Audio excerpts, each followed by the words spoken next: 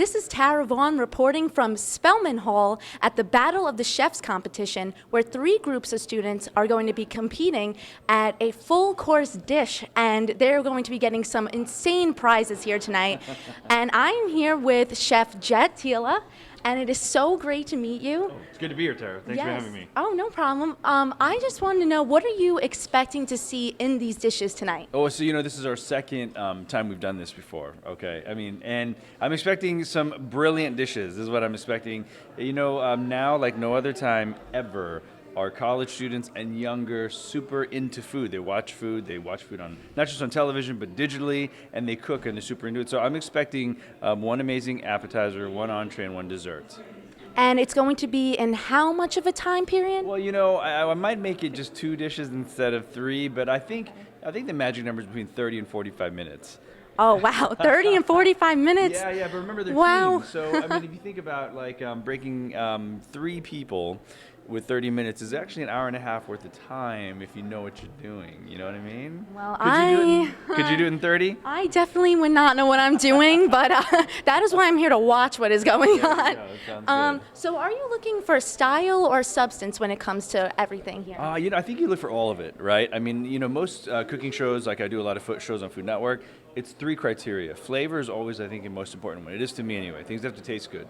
Things have to look good as well. When food's plated well, I think it elevates the dish. It creates a better expectation. And then creativity, right? And creativity can mean, if you're going to do a comfort, just master that comfort, right? I don't believe in crazy confusion dishes, but again, flavor, plating, and creativity. So speaking of creativity, what about some trends that you've been seeing in the food industry? There's a lot of them out there right now. I think bowls aren't going anywhere, and what I mean by bowls are like everything in one bowl. So noodle bowls absolutely are influenced, like ramen's a big deal, pho's a big deal for noodle bowls. Mm-hmm. And you're gonna see a lot of grain bowls as well. So ancient grains, all your veggies, maybe like a nut, an herb, a fruit, all in one. People are portable nowadays.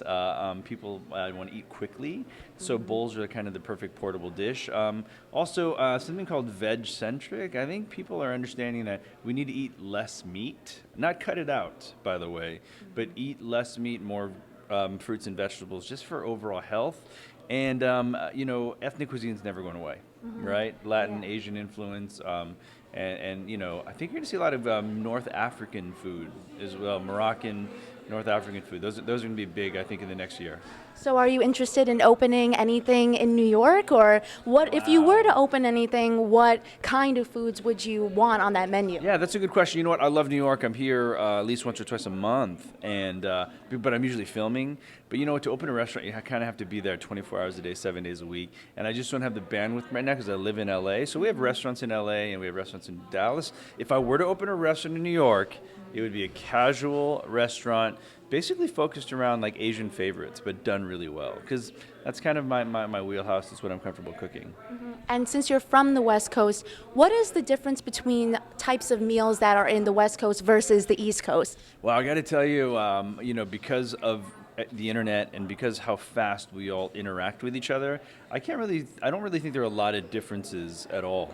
I'll tell you what though, the West Coast has a larger Southeast Asian influence, so we have really great Thai food in LA. Harder to get it in New York, but you guys have great Italian food where we don't in Los Angeles. So those are the main big differences that I see in East and West Coast. Yeah, you can't get anything, pizza, bagels, nothing beats New York, No, exactly. You're absolutely right. We can't get good bagels and we can't get good pizza.